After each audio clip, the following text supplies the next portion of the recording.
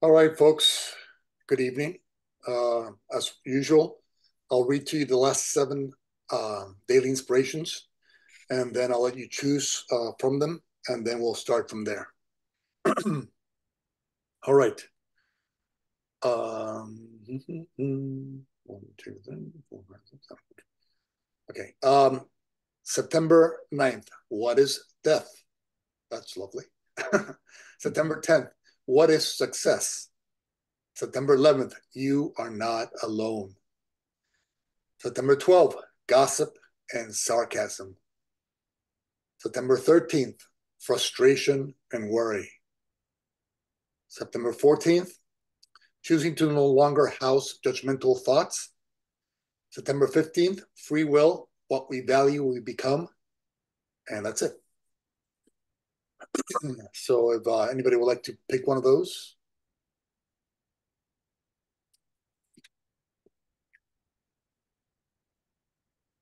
Okay, so I'll go ahead and pick. Let me just put a little water there.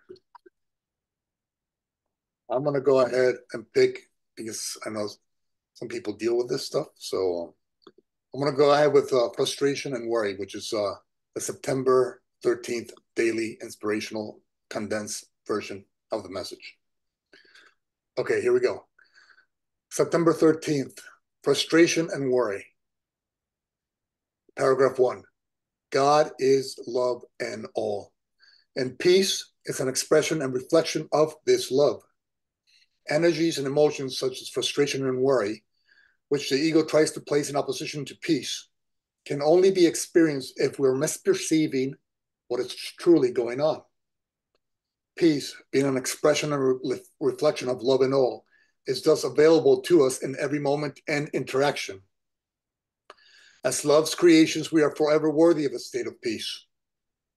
As love's creations, the state of peace is our true home. As we recall that we are indeed one with our all-loving source, our sense of safety, comfort, and trust increases. In doing so, our frustration and worry begins to dissolve away, resulting in a greater sense of peace. Today, let us recall that we are worthy of peace and that peace is available in every interaction. Then let us use frustration and worry not to feel deficient or defeated, but to develop a greater trust in the divine, and thus a deeper sense of peace. Paragraph 2. Today, if frustration or worry come knocking at your mind's door, let us not despair. Let us not judge ourselves or others as being unwise or not spiritual enough. Instead, let us use these moments as a call to action from the universe, inviting us to practice trusting the divine more. Today, let us no longer feed the false concepts of frustration and worry with our time, focus, and energy. By not giving them our time, focus, and energy, we withdraw their fuel source. Then let us learn to use our time, focus, and energy to develop a greater trust in God and in the plan that we have co-designed with the divine. Let us recall that because God is love in all, he always has our back and best interest in mind.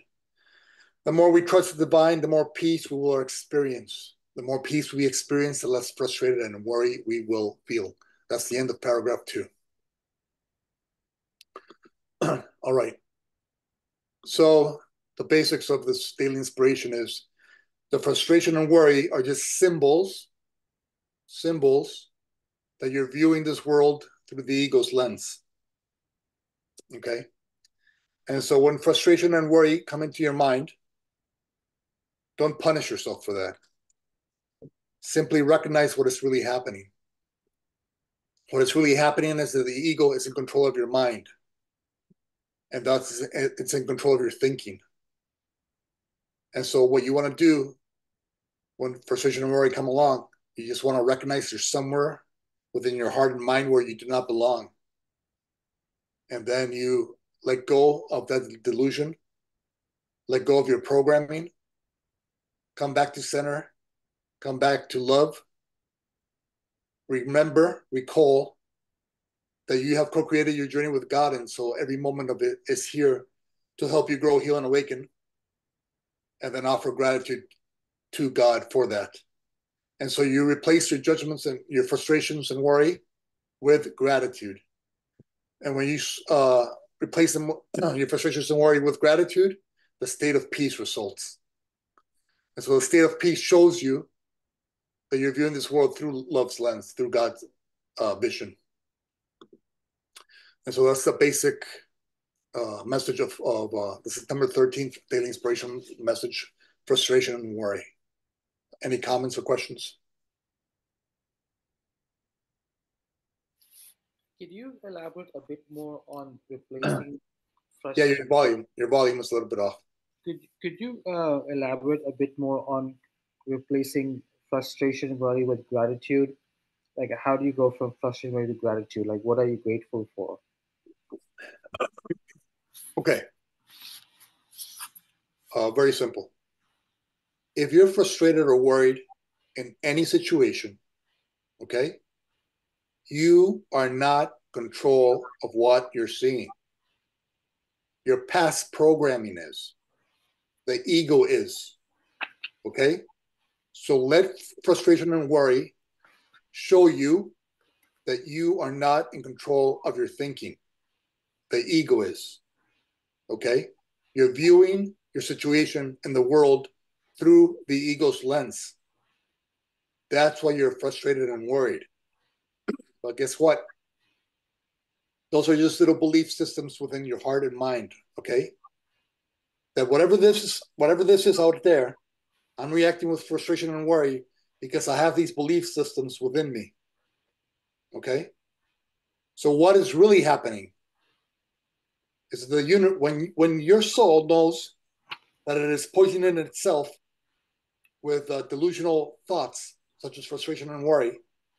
When your soul knows that, your soul calls out to the universe for help and healing. And then situations come into your physical experience to help you deal with these delusional beliefs, these past programs that you have within you.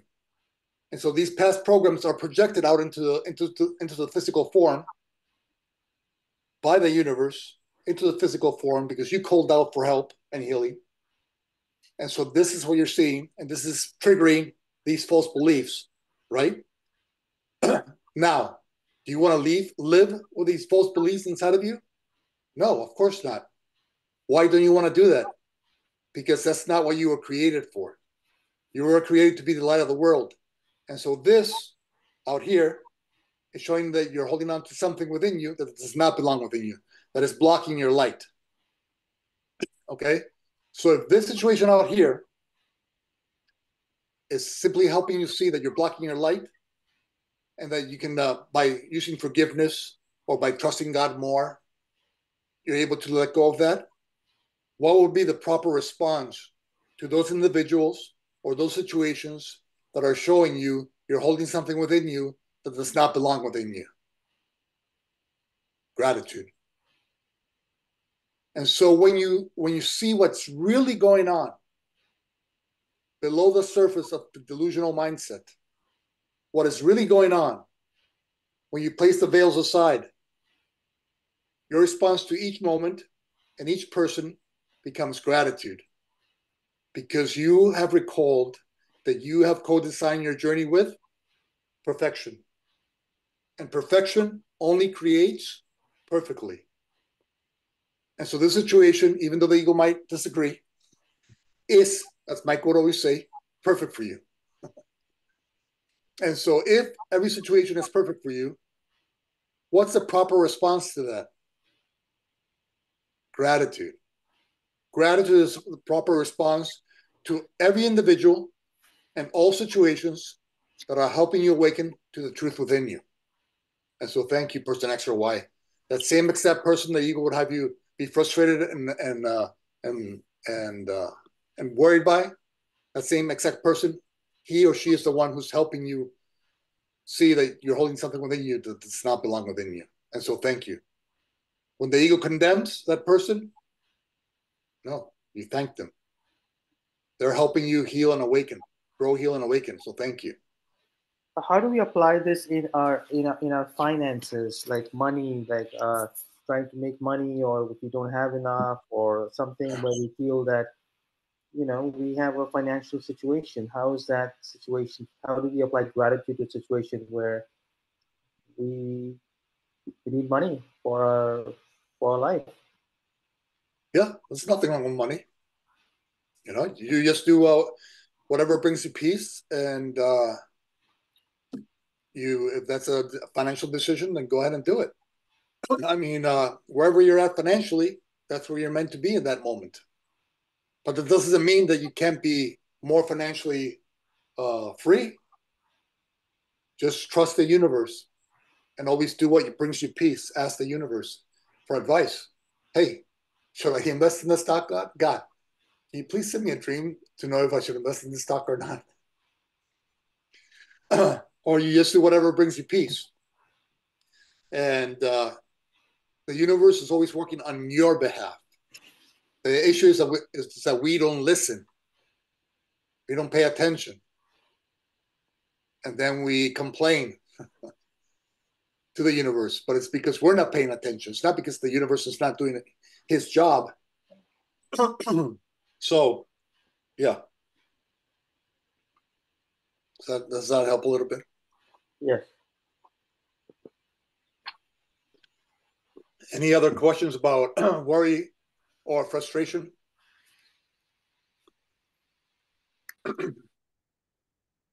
My voice is a little bit raspy today, but I'm like the mailman. Could you also help me understand this pay attention? How do we pay attention to the signs that the universe is sending to us? The universe is always sending you signs. And so you just have to be open to it. Like, I don't know, it could be a million things, but you can see a million signs each and every day. You can see signs like maybe okay, who knows? Maybe you're thinking about investing in the stock, right? And then somebody cuts you off in traffic, right? That's a sign. That's saying don't, you know? And there's hundreds, dozens of signs every day that if you just pay attention, you start to read them and you start to be able to analyze them and see them and be grateful to God for them. And so, yeah, there's signs all over the place. Mhm. Any other questions or comments?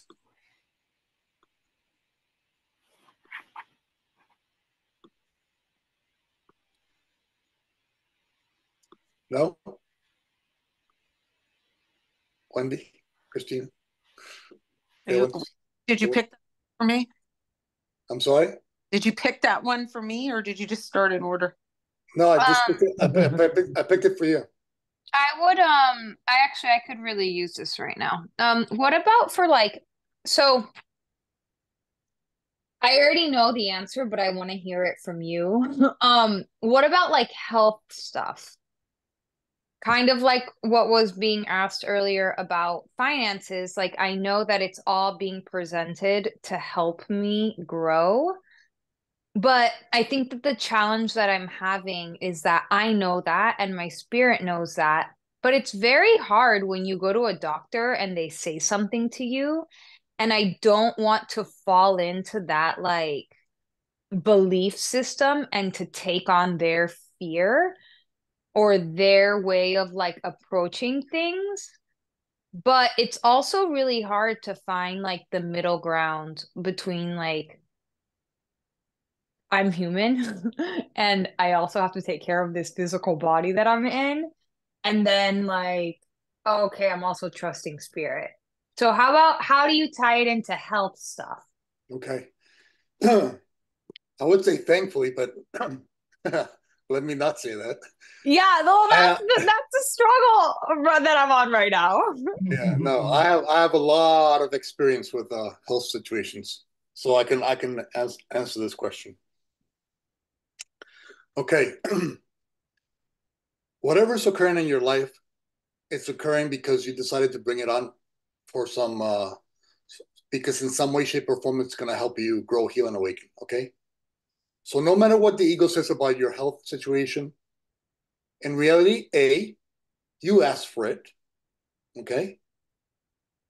B, you designed it along with your guides and God. And so this health situation is here for you. It's not a curse. It's not something bad or evil. It's not something scary. Okay, because if we're truly eternal, why would we ever be scared of anything that the doctor says?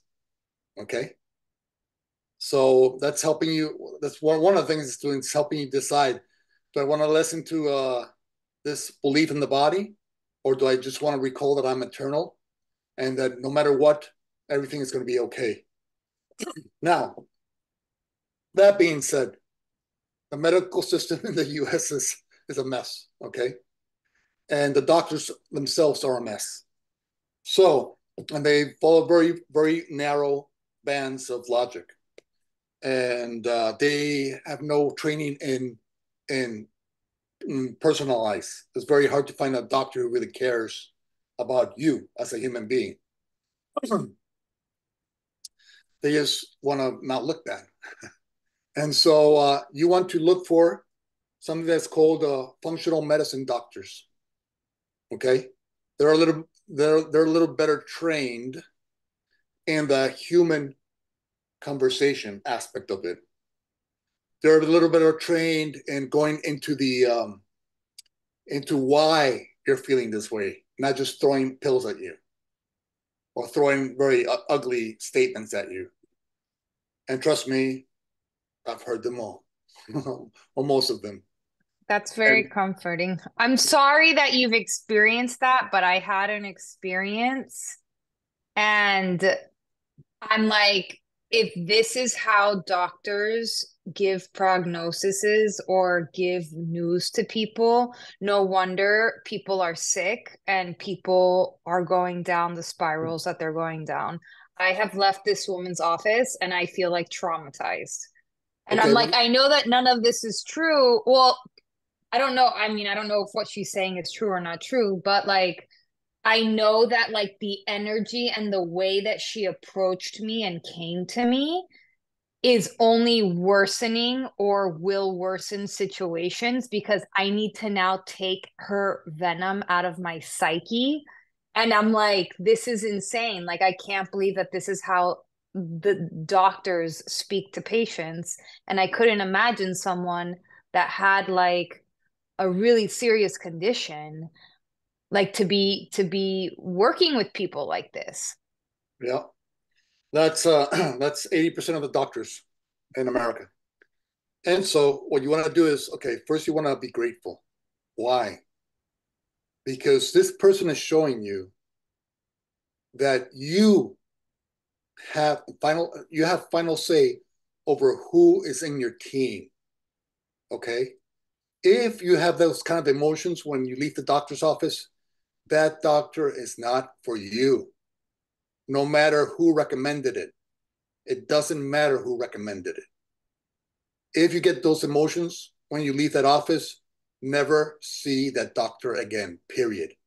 And start looking again for another doctor. And again, functional medicine doctors are much better trained and equally wise.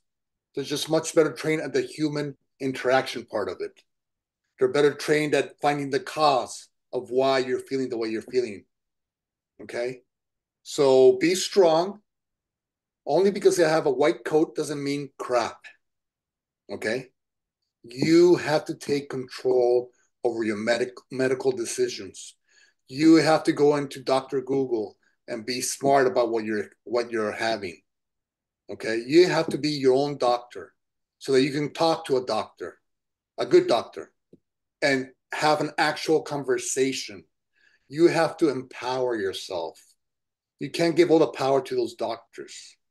Okay, now, of course, if you're in an accident and you go into an emergency room because you didn't get operated on, hey, that happens. But if, give yourself time, find the right team of doctors, find the right type of people with hearts that can talk to you like an actual human being, and and you empower yourself. And so this is teaching you that you can empower yourself. you can start making proper medical decisions. You can go ahead and learn about your situation. There's plenty of information on the internet, and most of it is decent. Some of it is not. It's not good, but you can check it out and see. But there are good people on the internet who give good advice too. You have to become smart about your whatever it is that you're experiencing. You have to become your own doctor so that you can talk to other doctors at somewhat their level. And Was if they treat you that way, bye. It's over. Don't go back. was that your experience? Yeah, yes. Like how did you reframe when like I do believe that all of this is happening for me. I don't have that doubt. And like there was even a moment today where I was like, "Ooh, God, like feels like crap's hitting the fan, but like what's gonna come?" You know, like there is that like trust and faith, but at the same time, I think it's just frustrating because I feel like I've been so immersed in Western medicine and like the way that things are done here, like you said, in the United States. And it's so, it's almost scary to like go against that norm. Yeah, but Like, that's just something that you taught yourself to believe. okay, Okay, you have fear against going against, I the guess, norm. yeah, the norm, whatever it is. And so this is helping you realize that no, no, no, no. That out there doesn't have the power. I have the power. I make the final decisions here. This is my body. This is my health. Yes, they can recommend, and you can process it and talk to others and see that's logical or not. But if they treat you in that manner and you get those emotions, that's not your person. That's the That's universe. true. That's a universe. God saying to you, that is not your person. Okay. So if God is simply guiding you in His own way, in the best way that He can, to the right person, be grateful. Be grateful that the person acted and said those things because that person showed herself to you. And so that person is crossing that road off that map, saying, "No, this is not my way. Let me find another person." Hmm. And so, yeah, trust in God. I mean, I've been in what the ego would say are awful situations that you should be terrified and worried and all that stuff. But you know what? I don't buy it. I'm eternal. If my time is short, my time is short, according to whatever. It doesn't matter. We're all eternal. We just trust God. Everything here is here to help us grow, heal, and awaken. And so I'm going to use these moments not to dive deeper into the darkness of frustration and worry. No, I want to use this to apply what I've learned. And so I'm going to do the opposite of what the ego is demanding me to do. Instead of being frustrated and worried, no, I'm going to use these moments, exact moments, to practice trusting God more. I'm going to use these exact moments to practice going to God and asking God for advice, the Holy Spirit for advice, Archangel Raphael for advice, Jesus for advice, and asking them to guide me to the right people. And that's what I do. And another thing you can do is there's beautiful healing proclamations in the Bible. So you can go to YouTube and you can put like a 10-20 minute video on healing proclamations, and you put it at like 0.75 speed, and so they give you like verses from the Bible, and then all you do is repeat it, but you repeat it out loud, and you repeat it with feeling and emotion. Oh, that's beautiful. Thank you Yes, for that suggestion. That's very beautiful. yes, I'll Thank give you. you a suggestion. If you want to try a doctor that's a little bit more open-minded, the one that I go to it's much more open-minded. His name is Haloger Murthy. He's the father of the Surgeon General of the U.S., Vivek Murthy. and his daughter also is there. She practices in the same office. If you want to check him out, last name is Murthy. Okay. Oh yeah, Dr. Rashmi Murthy is his daughter. She also practices at the same office. Rashmi, Rashmi Murthy, or Halajer Murthy. I think I'll they're text you and I'll have you send me the sure, name in writing. sure. But yeah, no, it's very eye-opening because I know that everything is happening for me, but it's just very interesting to to really have to look at my own self and be like, really, what's the fear? Like, what Mhm. is the fear? And I think it's so much more of like the external fear that then I embody from like what I hear, but it's not none of it's true, and like what James was saying, like we are all eternal and like this too shall pass, like whatever, however things look. So it's very eye-opening, but it's very interesting to catch myself like almost being sucked into the story of the doctor and then like having to like almost it feels like quicksand when she was speaking to me. It almost felt like quicksand, like she was sucking me into her story, and I was like, oh my gosh, like I have to leave, like I'm not doing this right now. um it was very interesting, but you're right, James, thank you also. Like even her approach, whether I were to choose to be going down a more holistic path or a less conventional or a middle ground or whatever, like Western, Eastern, whatever. It's like the approach of how this individual navigated things. And it's like, I don't want to be working with someone that navigates things in such an erratic way, even if they're wearing a white peacoat. Yeah. No, for sure. Yeah, exactly. And so you want to, Samir was asking for signs, right? Uh, I don't know if you heard that part, but he goes, how do you see the signs? Okay. Yeah, I did. You're right. You helped me. You just helped me recognize that that was a sign.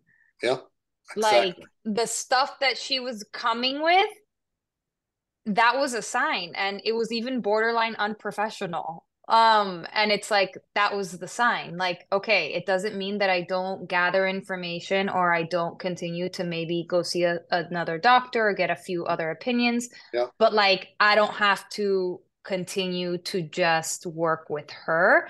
I can go work with other people and Mhm. get other opinions because that was a really big sign. And like even her personal stuff came in and I'm like, okay, like where am I right now? Yeah, exactly. And also always remember, is your mind when you're talking to yourself, is my mind aligned with love? Okay. If I'm frustrated or worried about X or Y, my mind is not aligned where it's supposed to be. And so learn to recognize when that is happening. Learn to recognize when your past programming is in control of your mind. And frustration and worry are two of those symbols, two of those perfect symbols that show you are not in control of your thinking, the truth in you. It's your programmed self, the ego, who's in control of your mind right now. But use these moments to practice taking back control of your mind. Practice taking back control of your thoughts. And you know that you are in control of your thoughts when your thoughts are loving in nature, when your thoughts are that of gratitude and trusting in the divine and understanding that everything is happening for you to help you grow, heal, and awaken, that you have the power, that you can go to God and bring in not only a medical team, but a spiritual team around you and use the spiritual team. They want to be of service. That's their whole point. Their whole point in the energetic realm is to be of service to us. And so ask for guidance, invite them in, ask to be healed. That's what they want. They want you to know that the door is open. But they go. That's so beautiful. Thank you. That's really beautiful. And even like thinking about what Samir asked and then what I'm asking, and it's like it's all the same stuff, Yes. just manifesting itself in a different form, whether it's health, whether it's money, whether it's family, whether it's relationship. Like it's all like the this level stuff, like this earthly 3D stuff, you know? But in the end, the spiritual solution to it all is always the same. Yeah. Yes. And when you start to see the similarities in all your experiences, that's when you know you're starting to awaken. So that's good. Wendy has her hand up. That's right, because Wendy doesn't see the similarities. So she All must right. be. It's all right. That's all right. All right, I'm ready for your help with this. I'm not at peace. I am very upset. I am trying to notice the miracle. You can forget about gratitude. I have none right now. Just being honest, I right now I'm spiraling a little bit because the miracle I can notice is that I do not react anymore. I can notice that when my daughter goes off, the reason it doesn't escalate is because I just don't respond. And but things get better and then it comes back again. And it feels like when it comes back again, just reminds me very much. I mostly in my life I had very kind, good people who I was with, loving relationships. But I did go out with one person who was abusive, and that's what it took, one, to teach me don't do this anymore. And it reminds me of it. And so I guess part of it is looking at from the past, you know what I mean? Like that's all in there. That's not her, but it reminds me of it because it's the same pattern. And I also can't get away from it, because she's my child and whatever. But and it wasn't even that bad. It's just I feel beaten down by it, not physically. She doesn't touch me. I just feel like, first of all, recently, I think part of why this is so hard today is because I've been very nostalgic for when she was little. And, we were very, very close, many years. And I used to tell a friend of mine, this is like being in a great marriage for 10 years. And then whoever he is starts punching you in the face every other week. It's just like, this has just been years that it's been going on like this. She's lovely until you ask her to do something she doesn't want to do. And then she just loses her mind. And I'm talking about taking out her own garbage is what we're talking about here. I didn't ask her to clean this whole house. I just asked her to take out the garbage. She just gets furious, starts screaming at me and then slams the door, walks out. And I should just be happy she's gone out of the house. That could be my gratitude, that she's not still here yelling at me. I don't know, but I feel like just stirred up, like not peaceful because it just doesn't stop. It always comes back. It's just who she is. And I think about, and you're not supposed to worry about the future, but I know somebody from Unity, and we talked a really long time one day. She's maybe 10 or 15 years older than me. She has multiple children, and one of her kids is like mine. And this child, who's now an adult in her 30s with children, she has never been able to have a peaceful relationship with her. The other kid she's fine with, but this one, no. And this one, she doesn't even see her own grandchildren because of the way this child is. And I'm like, that's what I'm looking at. That's what I'm staring down the barrel of. But I don't have other children. I poured everything I had into this one. And I'm just so upset that it turned out this way. And I know it's not over. She's only 19. But oh my God, this has been going on for, 3 years, 3.5 years. And it's better because we both went to Kabbalah. It's better because I go to A Course in Miracles and I'm not reactive and I don't get into it with her. But it's not better in that it's a very painful situation. And until she moves out and I don't know, corrects her mental health issues. I don't even know what to say. This could be permanent. This is, she has a disorder, and that's how it is. So yeah, I'm frustrated and I don't feel peaceful about it. Can I say something? Yeah. Sure. Hi, Wendy. Hi, James. Hi, everybody. Hi. Well, I experienced the same thing. Okay, I have two daughters, and both of them are kind of messy. And I remember one day I was listening to a video on a Christian reverend, and she was saying how much stress it was to come inside her house and see so much mess from her daughter and from her husband. She said, every day, once I will be walking, I will look to the room. Ooh, she said, I will see so much mess, the room undone, things on the floor, cans, etc. So she said, until one day I made a decision not to look. I made a decision to focus on me, to just, no matter what, just come to the house and go to the shower and then turn on my TV or whatever. Say my husband used to put his shoes on the living room, his anything that he will use I stopped. And this was one of the lessons, for many people, because sometimes we are not focused on what other people are doing, particularly when they are adults. I don't know. She's older than 18, right? So they get this attitude like, what I do is my business. So another friend told me, Isabel, don't you worry about your daughter being messy now, because once they get married, once they get older, they change. And it did happen. My daughter is not married yet, but she's living with a boyfriend. And now she does the bed, because the boyfriend tells me, Isabel is doing the bed, Isabel is helping me. Isabelita, that's my name after me. She does the dishes, she's learning how to cook, she walks the doggies, she bathes them, she sends me pictures. My God, she's doing what she was not doing when she was in my house. So many things she's learning. And because the husband is clean, is neat, the boyfriend. She was like Mary. She's almost like Mary without the papers anyway. So things can change for the better. We just have to trust. In the moment when this lady told me, Isabel, don't you worry, they change. I had the most messiest niece in the whole world. And now she's so neat, so clean. I can't believe it's her. It's her house when I go inside. She says, she has changed so much.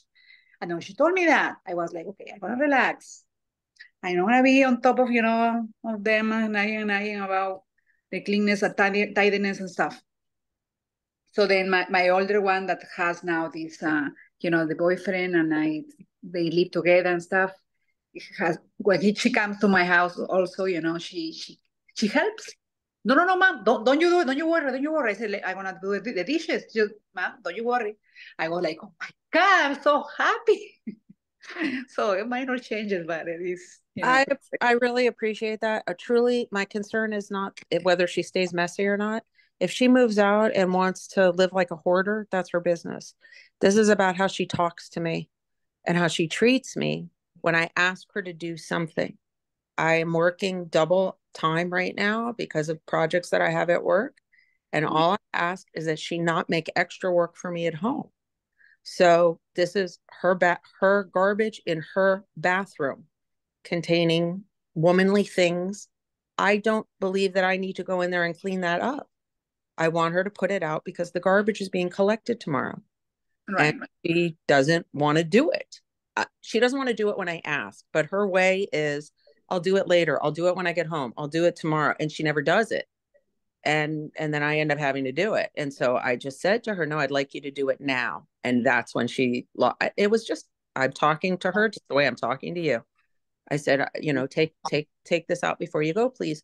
And because she was getting ready to leave. And I said, I'll get you the bag if you want. I'll do it later.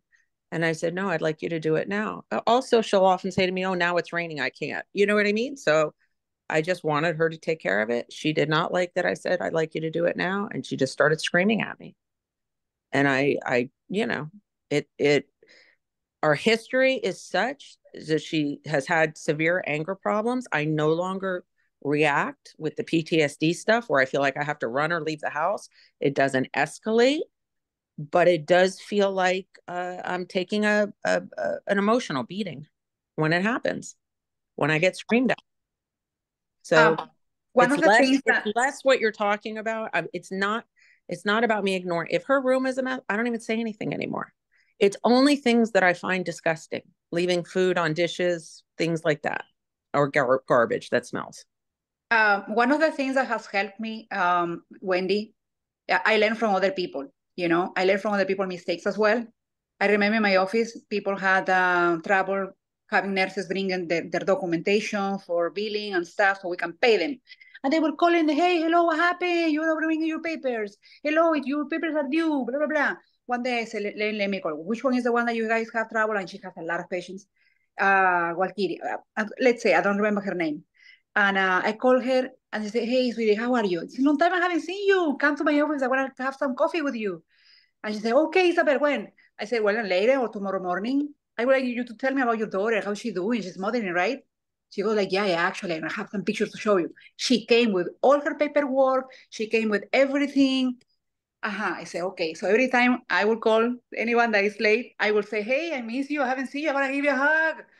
So with my daughter, or sometimes, I go like, oh, it's so beautiful when you do it. Oh my God, I love when you have this room neat, when you change the bed sheets. Oh my God, that's, you know what? It makes me feel. I would used to do that to my mom too, Sometimes I'm disappointed, but when I will do something, my mom would so much appreciate it. I so much appreciate what you do.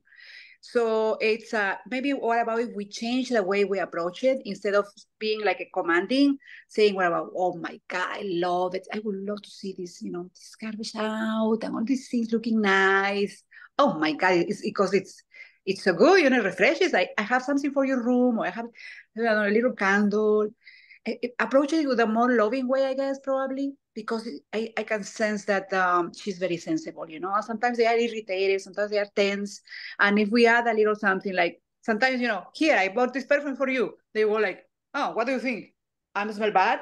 Hey, I brought, sometimes they could be in an attitude like that. I get it, sometimes it doesn't work, even the nicest things. But most of the time it will work if we approach it in a more like, adding something in a very nice and positive way instead of recommending. Kids are like, yeah, more difficult when they get older. It's just my 2 cents. Thank you. James, you want to help me clear my mind out, please? Sure. First, Mike, do you have to leave? Oh, not today. Okay. Okay. Okay. Just making sure. Okay. What I got from Isabel was saying was 3 things. Okay. A couple of things that I got and something that I got in my mind too. Okay. The first thing that I got is, okay, this is a relationship, right? The key is to keep working on yourself. Keep working on how you react to these kind of situations. And so take that power into you and say, okay, I can always choose to see things in a way that brings me a little more peace. And so number one thing is, first, keep working on yourself. Keep working on ways you can achieve the state of peace in these situations. What's the way to see it? No, before you go to 2 and 3, give me the way to see it. You said that to see it in a way that brings me peace. So I'm asking you, James, what is the way to see this that can help bring me peace? Well, you can decide not to focus so much on the mess. Okay. Because somehow the mess. I care about being yelled at. I don't care about the mess. I care that you yelled at me. Yeah, but you were saying that the mess triggers you. That's one of the things you were saying. It didn't trigger me. I just said the garbage is going out tomorrow. Can you please put it out? Right. I wanted to leave, and I said I would like you to do it before you leave, and she started screaming at me. That's all. Right, but I'm saying that you asked to do that because you thought the waste was disgusting, and so I'm sorry. It would be better if you asked her, who is the villain here? What did the villain do? And what is it that the villain should have done so that you don't feel this way? And then once it's clear to her who the villain is, what the villain did, how the villain should have reacted. Then you ask her another question. How are you a participant, a co-villain in the creation of this situation? And then how can you forgive yourself for, number one, seeing the situation that you see now instead of seeing peace? And how can you work on not continuing to be the co-villain in your own narrative? That's how you do it, Wendy. I appreciate it. Okay. The example that I was saying is this. Okay. You see something that's disgusting. Okay. That triggers you. Just stay with me. Okay. You see something that's disgusting that triggers you. First of all, I'm not a behavioral therapist, so I'm just giving you my opinion. Apart from that therapy. Okay. First you see something, it triggers you. Okay. That triggering makes you want to say something to her. Okay. That's number two. Then she doesn't respond to you what you're asking her to do. Okay. So it's 1, 2, 3. If one never happened, 2 and 3 will never happen. That was my point. Is that okay? That thing there is disgusting. I can ask her to clean it, which from my past experience, obviously it's not going to work. But it's probably not going to work. So either I can clean it myself, or B, I can just choose not to see it and not to focus on it. Okay? So you're asking me, what can I do? What can I do? That's something you can do. Is that something hard for you? Yes, because you find this disgusting here. And so, but, you have to measure it. Do I want this to be cleaned up, or do I want peace? And that's the only way to have peace is to have this cleaned up. Yes, maybe in your mind, or maybe you just overlook it, as we say in the course. Overlook the disgusting thing. Now, again, you're asking for specific examples, okay? What I would recommend. What I would recommend to you is point number 2 that I had in my mind. Please ask her if she wants to do something for you. Ask her to go with you to a cognitive behavioral therapist, a professional who knows how to deal with this little family stuff issues, who has dealt with this 100 times before with 100 moms and daughters before.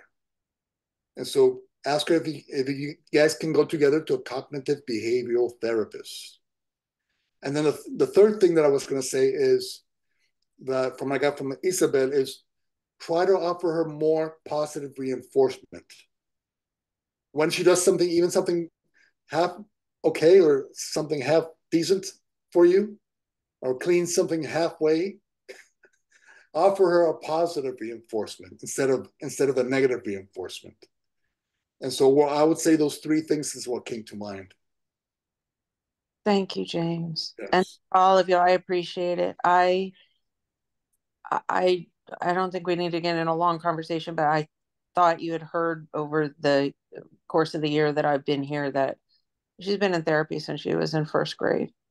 And she's way better than she was. And she used to literally lie with actual garbage in her bed and sleep that way. So those days are over, because once she turned 18, the therapist and I together came up with a very strong plan that fixed a lot of the issues, or she wouldn't be able to live in my house. This is kind of the vestiges. Yes, I could ignore some of these things, but I don't feel peaceful in the house with things that are disgusting. And also the dogs get into I don't need to tell you the details. Let's just say bad things happen when these things don't get taken care of. So that's number 1. She's not in therapy right now. She had to switch the insurances. She hasn't found a therapist she wants yet, but she does not want to go to therapy with me at all. I'm upset, and I just don't want to be upset. It's not really about fixing this problem, because it's not going to get fixed. She has a personality disorder. She has a rage issue that we've been dealing with for years, and this will keep happening. What has changed is me. And the reason that it doesn't go any further than it does, that she just screams and leaves, is because I do not engage, which, that's the best I can do. But what I'm left with, the feelings that I'm left with are dark. I feel despair. So that's all I'm asking for help with. I am not asking for advice on how to fix what's between us in terms of what she does or what she doesn't do. This is years, and I have dealt with many therapists, and I think she's doing a lot better and perhaps doing the best that she can. I'd like to give her the benefit of the doubt. I cannot stand the way she treats me. And just so everybody knows, I give her a lot of positive reinforcement. Even when I'm mad at her, I buy her things if I'm out shopping, just to show her that I love her. I tell her that I'm proud of her. This has nothing to do with any of that. It's not, those things are not going to get fixed in terms of she doesn't want to be told what to do and she has a problem with authority. And she doesn't like it if you ask her nicely. And she doesn't like it if you ask her meanly. She just doesn't like it. And I just want to know how to feel peaceful in myself that she's still going to live here and I'm just going to have to deal with this. Can I give a suggestion that I've had to actually practice? And I've shared this I don't know if you were there the day that I shared this, Wendy, at the class, but I shared that I was having a resentment towards someone, and it dawned on me in meditation to take a picture of them as a child and to look at that photo, not only when I was in my meditation practice, like to envision them in my mind's eye as a child, but to always just keep that picture. Like, I had it on my desk, I had it on my altar. Like, I printed out so many photos of this person as a child, because going back to some of the conversations that we've been having lately, like, how many how many things have we all been through that have then formed us into who we are today? And if I can go back to that innocence of that person as a child, before any of these experiences, before the personality that they are today, for me personally, it softens my heart, even if it's just for a moment. And I've been having a lot of issues with my sister. And I did that. Like, I actually asked my mom to send me photos of my little sister as a child. And it's the only way that I am able to tenderize my heart towards her right now, given some circumstances, and like remind myself that she too is innocent, that she too is pure love, that the way that she's treating me and treating us right now is her stuff that's coming up to be healed. And how her journey and process is going to look like, I don't know. But can I send her love and light? And it's a lot easier when I see her as like a baby. And so that's something that's been working for me. And maybe digging up some baby photos and seeing your daughter as that child. And then whenever you guys do interact, tuning into that little child and that image of her that you have. That's just something that's been helpful for me. Thank you, Christina. Yeah, and one little last point is that I wanted to make is, okay, since you like to, you appreciate examples. Okay, let's say she leaves dirty dishes in the kitchen. Okay, we have two choices here. One, we can ask her to wash them, and she's not going to do it, and then then you're going to lose your peace of mind.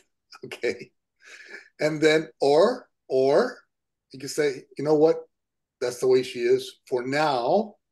Let me just wash the freaking dishes.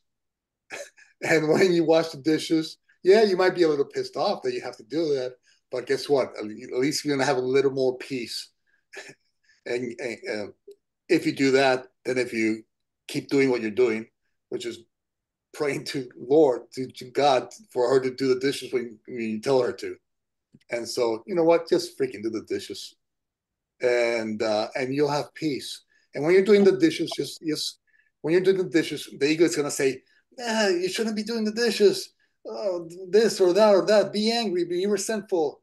Okay, that's a perfect time and opportunity to practice remembering that I control my thoughts. My thoughts should not be controlling me. I can choose to have peaceful thoughts, even right now while I'm doing the dishes that I shouldn't be doing because that's her job. So right now, as I'm doing her dishes, I'm going to bathe myself in love and gratitude that I even have a house, and gratitude that I have dishes, and gratitude that I even have a daughter, and gratitude that I have my health, that I can actually move my hands. People don't even understand the gift that it is that you're able to move your body, move your hands. Trust me, I know. I have people in my family who can't even move. And so instead of going into the darkness like the ego would want you to have in that situation, wash the dishes. And while you're doing so, thank God and find everything else thing you can do to that you can give thanks to God too. Thank God for your job. Thank God for being able to help the students. And in those moments, just thank God. And then once you're done doing the dishes, you would have so much energy of love and appreciation in and around you that you'll have peace.